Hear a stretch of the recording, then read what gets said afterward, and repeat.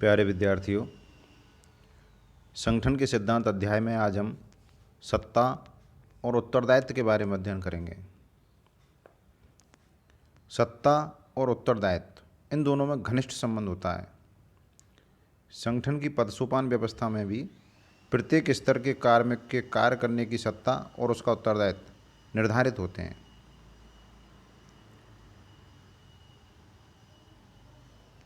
आइए शुरू करते हैं। सत्ता का अर्थ। सत्ता क्या होती है? सत्ता अधीनस्थ कार्मिक को आदेश देने और नियंत्रण करने का अधिकार प्रदान करती है। सत्ता किसी पदाधिकारी को संगठन के उद्देश्यों को प्राप्त करने के लिए प्रदान की जाती है। सत्ता का संगठन में वही स्थान है जो मानव शरीर में आत्मा का होता है। बिना सत्ता के ना तो प्रशासनिक संगठन में निर्णय लिए जा सकते हैं और ना ही अधीनस्थ कार्मिकों से कर्तव्य का पालन करवाया जा सकता है। साइमन, स्मिथबर्ग और थॉमसन के अनुसार जब कभी हम एक संगठन का ढांचा तैयार करते हैं तो हमें संगठन की प्रत्येक इकाई को एक स्थान देना होता है। उसके बाद उन स्थानों को कुछ श्रेणियों से संबद्ध कर दिया जाता है। इन श्रेणियों को ही सत्ता की श्रेणी कहते हैं। सत्ता ही वह सूत्र है जो संगठन में विभिन्न समूहों की क्रियाओं को आपस में जोड़ता है। सत्ता की परिभाषाएं। मूने एवं ब्रेले के अनुसार सत्ता वह सर्वोच्च समन्वयकारी शक्ति है जो संगठनात्मक ढांचे को वैधता प्रदान करती है। समन्वयकारी अर्थात सत्ता समन्वय पैदा करती है। हेनरी फ्यूल, सत्ता आदेश देने का अधिकार और उसका पालन करवाने की शक्ति है। साइमन, सत्ता मुख्यतः निर्णय लेने की शक्ति से संबंधित है जिससे दूसरे व्यक्तियों की क्रियाएं निर्देशित होती हैं। लुइस ए एलन, सत्ता पदाधिकारी को प्रदत्त ऐसा अधिकार है जो उसे सौंपे गए कार्यों के निष्पादन को संभव बनाता है। डेविस, सत्ता निर्णय लेने एवं आदेश देने का अधिकार है। पैटरसन, आदेश देने एवं उसका पालन कराने की आज्ञा का अधिकार सत्ता है। फॉलेट, सत्ता चीज़ों को संभव बनाने, कारणात्मक प्रेरक होने तथा बदलाव करने की क्षमता रखने वाली चीज़ है। यह सभी मनुष्यों को प्रकृति से विरासत में मिलने वाली एक सहज प्रवृत्ति है। यह किसी व्यक्ति में निहित शक्ति है और यह शक्ति को विकसित करने तथा उसे काम में लेने का अधिकार है। अर्थात ये सत्ता की विभिन्न विद्वानों द्वारा दी गई परिभाषाएं हैं। सत्ता की विशेषताएं। प्रबंधकीय दृष्टिकोण से सत्ता की निम्न विशेषताएं होती हैं। सत्ता एक प्रबंधकीय अधिकार है जो प्रबंधन संबंधी दायित्वों के निष्पादन में कार्य आती है। सत्ता एक प्रबंधकीय अधिकार है जिसका प्रत्यायोजन ऊपर से नीचे की ओर होता है। अर्थात सत्ता का उद्भव ऊपर होगा और ये ऊपर से नीचे की ओर इसका बहाव होगा। सत्ता निर्णय लेने, अधीनस्थों को कार्य सौंपने, अधीनस्थों से कार्य निष्पादन की अपेक्षा रखने का अधिकार है। संगठन में उच्च स्तर पर सत्ता का क्षेत्र तथा प्रभाव व्यापक होता है। संगठन के मध्य और निम्न स्तर तक आते आते संकीर्ण होता जाता है। सत्ता के प्रत्यायोजन के बिना किसी संगठन की कल्पना नहीं की जा सकती। सत्ता के स्रोत। सामान्यतः सत्ता के 3 स्रोत माने जाते हैं। कानून जिनका निर्माण विधायिका के द्वारा किया जाता है। विधायिका कानून बनाती है क्योंकि प्रशासन का सफल संचालन किया जा सके। कार्यपालिका भी समय समय पर कानून और नियमों को निर्मित और निर्गमित करती रहती है। न्यायालयों द्वारा दिए गए न्यायिक निर्णय, परंपरागत प्रथाएं, परंपराएं और पूर्व उदाहरण भी कानून के स्रोत होते हैं।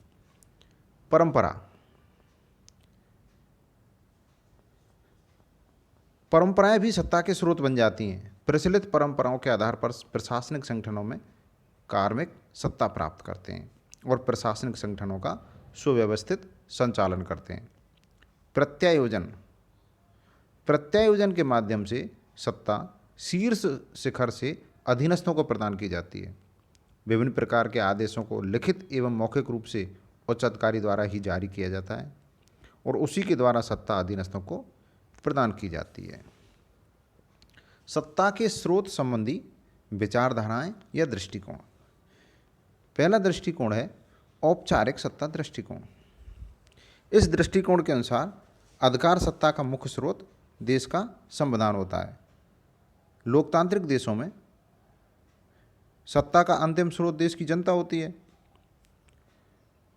और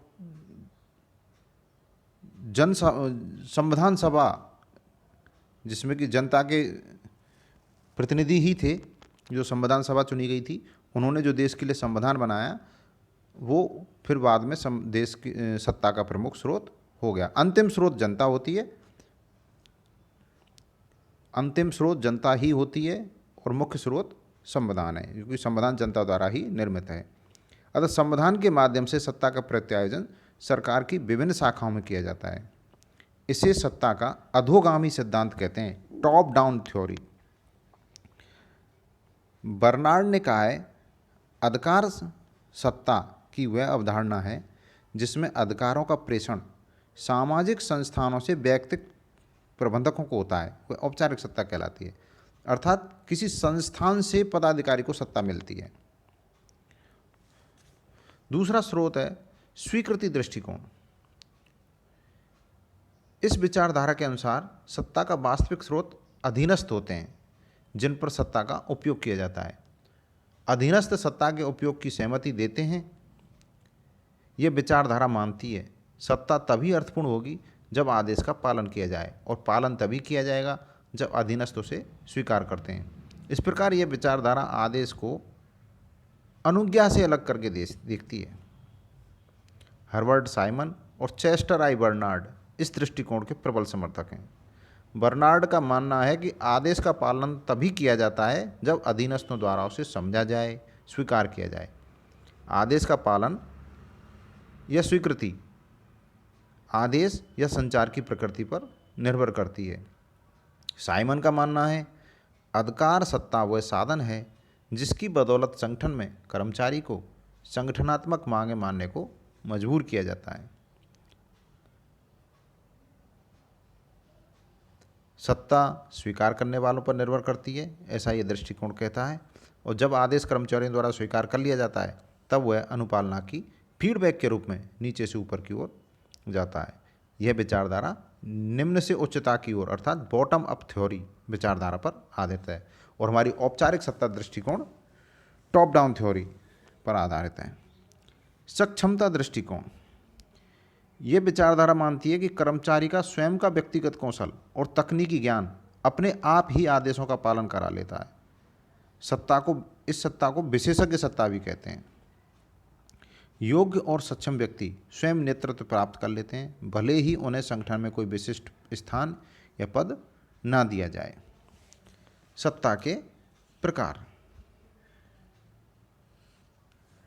सामान्यतः सत्ता 4 प्रकार की होती है।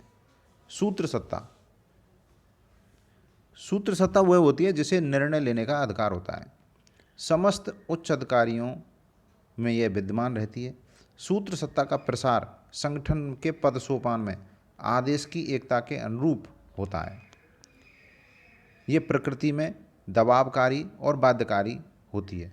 सूत्र सत्ता सीधे तौर पर उद्देश्यों को प्राप्त करने के लिए आदेश देने का अधिकार और उसको पालन करवाने की शक्ति के रूप में होती है। थियो हेमन ने कहा है, सूत्र अधिकार सत्ता आदेश देने की अधिकार सत्ता है। यह अंतिम सत्ता है जो अन्य व्यक्तियों को निर्देशित करती है। स्टाफ सत्ता, स्टाफ सत्ता परामर्श देने की सत्ता होती है। यह सत्ता परामर्शात्मक संबंधों की स्थापना करती है। स्टाफ सत्ता में परामर्श देना, सूचना देना तथा अधीक्षण करना सम्मिलित है। वैज्ञानिक प्रगति के युग में विशेषज्ञता के कारण स्टाफ सत्ता के दिए गए सुझाव आदेशों के समान शक्ति रखते हैं और इन सुझावों को नज़रअंदाज नहीं किया जा सकता। व्रेसी एवं सैनफोर्ड ने कहा है, स्टाफ सत्ता इस दोबारा सुने, व्रेसी एवं सैनफोर्ड ने कहा है, स्टाफ सूत्र की सेवा करने वाली सत्ता है। जो सूत्र सत्ता है, जो निर्णय लेती है, उसके लिए जो परामर्श दिया जाता है, इस प्रकार से इस सूत्र की स्टाफ द्वारा सेवा की जाती है परामर्श देकर। तो स्टाफ सत्ता सूत्र की सेवा करने वाली सत्ता है। सूत्र सत्ता में सत्ता का प्रवाह ऊपर से नीचे होता है, जबकि स्टाफ सत्ता में यह प्रवाह किसी भी और हो सकता है। संक्षेप में, यह वह सत्ता है जो परामर्श, सूचना और सहायता देने के लिए कार्यरत संगठनों में विद्यमान रहती है। कार्यात्मक सत्ता तीसरे प्रकार की सत्ता है। यह सूत्र सत्ता और स्टाफ सत्ता के मध्य की प्रकृति की होती है।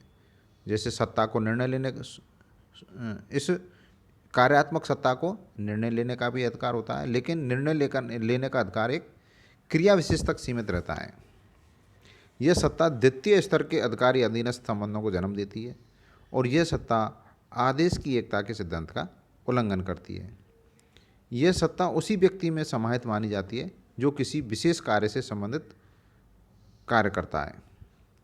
यह सत्ता सूत्र सत्ता को कम कर सकती है, इसलिए कार्यात्मक सत्ता का उपयोग सावधानीपूर्वक किया जाता है। जैसे क्रय संबंधी कार्य, लेखांकन संबंधी कार्य, लोक निर्माण संबंधी कार्य, ये कार्यात्मक सत्ता के रूप हैं। थियो हेमैन ने इसे सीमित सत्ता के नाम से पुकारा है। बिखरी हुई सत्ता, जब सत्ता एक से अधिक उच्च अधिकारियों में या विभागों में या संगठनों के बीच बटी हुई होती है, वह बिखरी हुई सत्ता कहलाती है। और बिखरी हुई सत्ता का अस्तित्व वहाँ होता है जहाँ एक समस्या का समाधान एक उच्च अधिकारी द्वारा नहीं किया जा सकता, या एक निर्णय दो या दो से अधिक प्रबंधकों की सत्ता को प्राप्त किए बिना नहीं लिया जा सकता। ऐसी स्थिति में दोनों प्रबंधक आपसी सहमति से वरिष्ठ अधिकारी की सत्ता का अध्यारोहण कर सकते हैं या उसे खींच सकते हैं। मैक्स वेबर के अनुसार सत्ता के प्रकार। मैक्स वेबर ने सत्ता के 3 प्रकार बताए हैं: पारंपरिक सत्ता, चमत्कारिक सत्ता और वैधानिक सत्ता। पहली सत्ता है पारंपरिक सत्ता। किसी वरिष्ठ अधिकारी के आदेश को इसलिए माना जाता है क्योंकि वो किसी परंपरा पर आधारित होते हैं कि भाई ऐसा होता हुआ आया है कि वरिष्ठ का आदेश मानना चाहिए। इन आदेशों का जो पालन करते हैं उन्हें अनुयायी कहा जाता है। परंपरागत सत्ता में जैसे राजा का बेटा राजा होता है और ये परंपरागत सत्ता वंशानुगत व्यवस्था के तहत चलती रहती है। चमत्कारिक सत्ता, चमत्कारिक सत्ता श्रद्धा पर आधारित होती है। इस प्रकार की सत्ता वहाँ स्थापित होती है जहाँ सामान्य जनता किसी के आदेशों का पालन उसके करिश्माई या आदर्शवादी व्यक्तित्व के कारण करती है, उसके पद की वजह से नहीं, किसी नियम की वजह से नहीं, बस उसका चमत्कारिक व्यक्तित्व है, इस वजह से उसके आदेशों का पालन किया जाता है। जैसे महात्मा गांधी, जवाहरलाल नेहरू, इंदिरा गांधी, इनको ऐसे ही व्यक्तित्व की श्रेणी में रखा जा सकता है। वैधानिक सत्ता, इस सत्ता का आधार कानून होता है। जब आदेश को तार्किक, कानून या संवैधानिक आधार पर पालन करने के लिए स्वीकार किया जाता है तो यह वैधानिक सत्ता कहलाती है। यह सत्ता पद स्थिति से उत्पन्न होती है। मैक्स वेबर ने वैधानिक सत्ता की श्रेणी में नौकरशाही को रखा है, क्योंकि नौकरशाही तार्किक और वैधानिक सत्ता का रूप मानी जाती है। सत्ता के पालन के आधार, सत्ता के पालन के आधार के रूप में 2 विद्वानों ने अपने अलग अलग मत दिए हैं। पहले हम चेस्टर बर्नार्ड के अनुसार पढ़ेंगे। बर्नार्ड ने क्या कहा है? बर्नार्ड का मानना है कि लोग सत्ता का पालन इसलिए करते हैं क्योंकि वो सत्ता को समझते हैं। सत्ता संगठन के उद्देश्य की प्राप्ति में सहायक होती है। जब अधीनस्थ ऐसा माने कि सत्ता का पालन करना चाहिए, लेकिन क्यों करना चाहिए? क्योंकि वो समझते हैं कि सत्ता क्या है, सत्ता संगठन के उद्देश्य की प्राप्ति में सहायक है, या सत्ता अधीनस्थों के हितों के अनुकूल है, या अधीनस्थ शारीरिक एवं मानसिक रूप से सत्ता को स्वीकार करने और पालन करने की स्थिति में हैं, तो सत्ता को स्वीकार किया जाता है और उसका पालन किया जाता है। आगे बर्नार्ड कहते हैं, कोई आदेश अधीनस्थ द्वारा स्वीकार करने की 3 स्थितियां हो सकती हैं।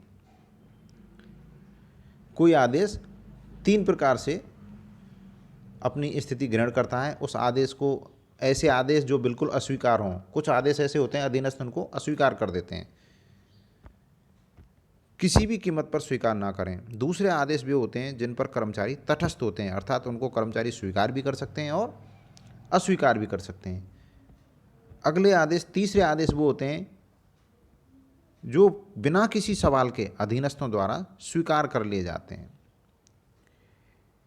ये तीसरी श्रेणी के आदेश अतटस्थता के क्षेत्र में आते हैं और बर्नार्ड ने इसे उदासीनता का क्षेत्र कहा है। अतः बर्नार्ड ने दो बातें बताई हैं कि अधीनस्थों द्वारा सत्ता स्वीकार करने के क्या कारण हैं, वो 4 कारण बताए हैं। और दूसरी जो बात बताई है, अधीनस्थों द्वारा सत्ता स्वीकार करने की 3 स्थितियां हो सकती हैं, वो ये बतलाई हैं नीचे वाली। अब सत्ता पालन के आधार हर्बर्ट साइमन के अनुसार पढ़ते हैं।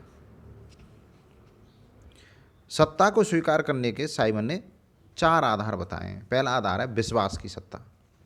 संगठन में काम करने वाले कर्मचारियों को उच्च अधिकारियों के निर्णय, संगठनिक प्रक्रियाओं और तकनीकी विशेषताओं का ज्ञान हो जाता है। इस कारण उनका संगठन की सत्ता में विश्वास उत्पन्न हो जाता है। कर्मचारी अपने आपसी हितों का विश्वास भी संगठन की सत्ता के प्रति रखते हैं। एकरूपता की सत्ता। संगठन में कर्मचारी एक समूह के रूप में काम करते हैं और उनके मानवीय व्यवहार में एकरूपता आ जाती है। एक अधीनस्थ द्वारा सत्ता स्वीकार करने पर संगठन के शेष सभी अधीनस्थ भी उस सत्ता को स्वीकार कर लेते हैं, क्योंकि उनकी एकरूपता आ गई। यदि कोई कर्मचारी या अधीनस्थ संगठन के मानदंडों का उल्लंघन करता है तो संगठन की एकरूपता को भंग करता है, तो उसकी आलोचना होगी, निंदा होगी, उससे अलगाव कर लिया जाएगा और उसको दंड की स्थिति से भी गुजरना पड़ सकता है। भाई किसी संगठन में 100 व्यक्ति कार्य कर रहे हैं और 90 या 95 लोग सत्ता को स्वीकार करते हैं, आदेश को स्वीकार करते हैं, और 5 लोग नहीं करें तो उनकी आलोचना होगी। दबाव की सत्ता। सत्ता को स्वीकार करने के लिए व्यक्ति पर अनेक दबाव होते हैं, जैसे सामाजिक दबाव। सामाजिक दबाव में सामाजिक परंपराएं होती हैं। मनोवैज्ञानिक दबाव, जैसे व्यक्ति पर को प्रताड़ित करें, उसको भयभीत करें, व्यक्ति आशंकित हो या उसको पुरस्कार या दंड दिया जाए। संगठन का लक्ष्य। संगठन के लक्ष्य भी सत्ता को स्वीकार करने का एक दबाव डालते हैं, जिससे व्यक्ति शहर से ही सत्ता को स्वीकार कर लेता है। आर्थिक आवश्यकताएं। कर्मचारी अपनी आर्थिक आवश्यकताओं की पूर्ति और जीवन स्तर के सुधार हेतु अपने ऊपर सत्ता को स्वीकार कर लेता है। उदासीनता। संगठन में काम करते करते कर्मचारी में कुछ उदासीनता के भाव आ जाते हैं और इसी उदासीनता के भाव में कर्मचारी सत्ता को स्वीकार कर लेते हैं। सत्ता पालन का चौथा आधार है वैधानिकता की सत्ता। जब कानून के आधार पर संगठन का निर्माण किया जाता है तब नियम और प्रक्रियाएं स्पष्ट होती हैं, कार्य का विभाजन किया जाता है, तो अधीनस्थ सत्ता को सहजता से स्वीकार कर लेते हैं। सत्ता की सीमाएं। संगठन के प्रत्येक कार्य की हर स्थिति में सत्ता को स्वीकार करना संभव नहीं होता। अनेक कारकों के द्वारा सत्ता पर अंकुश लगाया जाता है। वो कारण हैं जैसे कानूनी भाषा। सत्ता का स्रोत कानून, नियम या आचार संहिता होते हैं, जिनके माध्यम से सत्ता प्रदान की जाती है और अधिकार क्षेत्र परिभाषित किए जाते हैं। ये कानून लिखित भाषा में होते हैं और कानूनों की जो भाषा होती है वो बोधगम्य नहीं होती। कई बार कानून का गलत तरीके से निर्वचन या व्याख्या कर दी जाती है, जिससे भ्रम उत्पन्न हो जाते हैं। विधायी नियंत्रण। विधायिका के कानून निर्माण के द्वारा प्रशासनिक अधिकारियों की सत्ता पर नियंत्रण किया जाता है।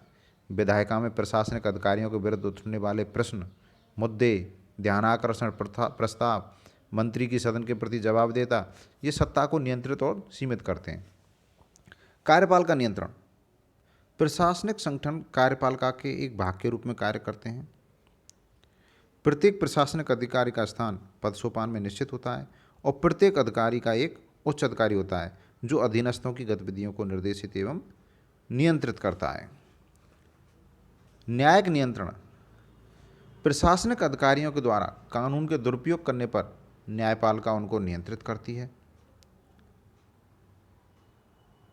जनमत, मीडिया और दबाव समूह का नियंत्रण। यदि कोई प्रशासनिक अधिकारी अपनी सत्ता और पद का दुरुपयोग करता है तो जनमत के द्वारा उसे नियंत्रित किया जा सकता है। और विभिन्न दबाव समूह जैसे व्यापारिक संघ, श्रमिक संगठन, कर्मचारी और विद्यार्थियों की यूनियनें, राजनीतिक पार्टियां, ये सत्ता पर कड़ा अंकुश लगाती हैं। तकनीकी सीमाएं। बिना विशिष्ट ज्ञान और कौशल के व्यक्ति सत्ता का भलीभांति प्रयोग नहीं कर सकता, उसे तकनीकी ज्ञान की आवश्यकता अनिवार्य होती है। जैविक सीमाएं। किसी भी सत्ता प्राप्त उच्च अधिकारी को अधीनस्थ के लिए कोई ऐसा आदेश नहीं देना चाहिए जिससे अधीनस्थों के द्वारा पूरा न किया जा सके। मनोवैज्ञानिक सीमाएं। व्यक्ति की सोच, उसकी मनस्थिति, उस संगठन का परिवेश, ये व्यक्ति की मनोवैज्ञानिक सीमाएं होती हैं। सत्ता का प्रयोग करते समय उच्च अधिकारी को अधीनस्थों की संभावित प्रतिक्रियाओं को ध्यान में रखना चाहिए। आर्थिक सीमाएं। संगठन की आर्थिक स्थिति भी सत्ता को प्रभावित करती है और अधीनस्थों की आर्थिक स्थिति भी सत्ता और आदेशों की क्रियान्विति को प्रभावित करती है। जो आदेश अधीनस्थों को लाभ पहुंचाते हैं वो तुरंत स्वीकार कर लिए जाते हैं और उन्हें तुरंत क्रियान्वित कर दिया जाता है। पर्यावरणीय सीमाएं। जिस स्थान पर संगठन स्थित है वहाँ का सामाजिक और राजनीतिक पर्यावरण भी सत्ता को प्रभावित करता है, जैसे प्राकृतिक विपदाएं, बाढ़, सूखा, महामारी, अकाल, भूकंप, तूफान, आगजनी, हिंसा, आतंकवाद और विभिन्न प्रकार के हिंसक आंदोलन सत्ता की सीमाओं को बढ़ा देते हैं, सत्ता को सीमित कर देते हैं। सत्ता के कार्य। सत्ता निर्णय लेने की विशेष दक्षता को प्रोत्साहित करती है। सत्ता है तो व्यक्ति निर्णय लेगा और आदेश देगा। सत्ता संगठन की विभिन्न क्रियाओं में समन्वय स्थापित करती है। सत्ता उत्तरदायित्व की भावना उत्पन्न करती है, क्योंकि जो व्यक्ति सत्ता का उपयोग करेगा उसके कुछ उत्तरदायित्व भी होंगे।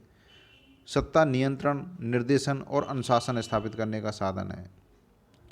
सत्ता व्यक्तिगत कार्यों और संगठन के आदर्शों में समन्वय स्थापित करती है। सत्ता प्रभाव स्थापित करती है, क्योंकि सत्ता के द्वारा लिए गए निर्णयों में योग्यता, कौशल और बुद्धि का समावेश होता है। अगर कोई व्यक्ति सत्ता का सही तरीके से इस्तेमाल करता है तो व्यक्ति का प्रभाव बढ़ता है। उत्तरदायित्व। सत्ता और उत्तरदायित्व में घनिष्ठ संबंध होता है। सत्ता के बिना उत्तरदायित्व नहीं निभाए जा सकते और बिना उत्तरदायित्व के किसी को सत्ता सौंपना खतरनाक हो सकता है। उत्तरदायित्व का आशय किसी व्यक्ति द्वारा अपने कर्तव्यों को पूरा करने की बाध्यता से है। उत्तरदायित्व का तात्पर्य है कि उसके लिए जो कर्तव्य सौंपे गए हैं उनको उसे पूरा करना है। यह आवश्यक नहीं कि बाध्यता का स्वरूप दंडात्मक हो, बल्कि एक अपेक्षा है व्यक्ति से कि उसको जो कार्य सौंपे गए हैं उनको वह पूरा करे। उत्तरदायित्व आदेश पालन का एक कर्तव्य है। उत्तरदायित्व एक स्वतः स्फूर्त कर्तव्य है व्यक्ति का कि मुझे सत्ता सौंपी गई है, अब मेरे पद संबंधी जो दायित्व हैं उनको मैं पूरा करूं। परिभाषाएं। साइमन ने कहा है, सत्ता की व्यवस्था की यह एक महत्वपूर्ण विशेषता है कि इसमें सदैव उत्तरदायित्व निर्धारित किए जाते हैं, अर्थात जहाँ सत्ता सौंपी जाती है वहाँ उत्तरदायित्व भी निर्धारित किए जाते हैं। टेरी। उत्तरदायित्व एक व्यक्ति की उन परिणामों को हासिल करने की बाध्यता है जो उसके और उसके उच्चस्थ की भागीदारी के माध्यम से निर्धारित होते हैं। अर्थात उत्तरदायित्व एक बाध्यता है उन परिणामों को हासिल करने की जो निर्धारित किए गए हैं। थियो हेमन। उत्तरदायित्व एक अधीनस्थ पर अपने सत्ता के प्रयोग पर एक बंधन है। उत्तरदायित्व के प्रकार।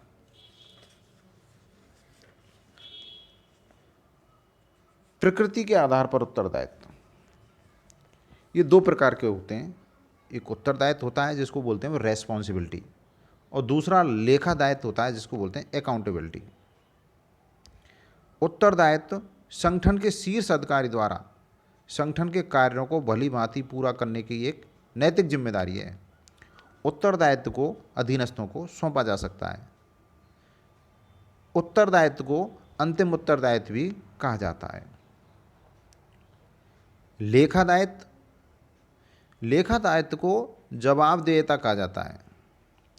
लेखादायित्व एक संचालनात्मक उत्तरदायित्व है जो प्रत्यक्ष रूप से कार्य से जुड़ा हुआ है।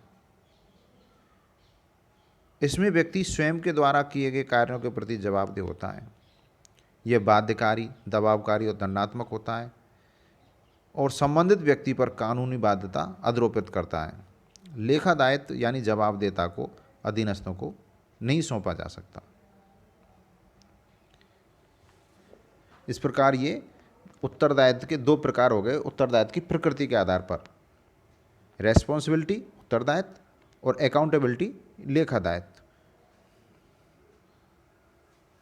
उत्तरदायित्व को सौंपा जा सकता है लेकिन लेखादायित्व नहीं सौंपा जा सकता।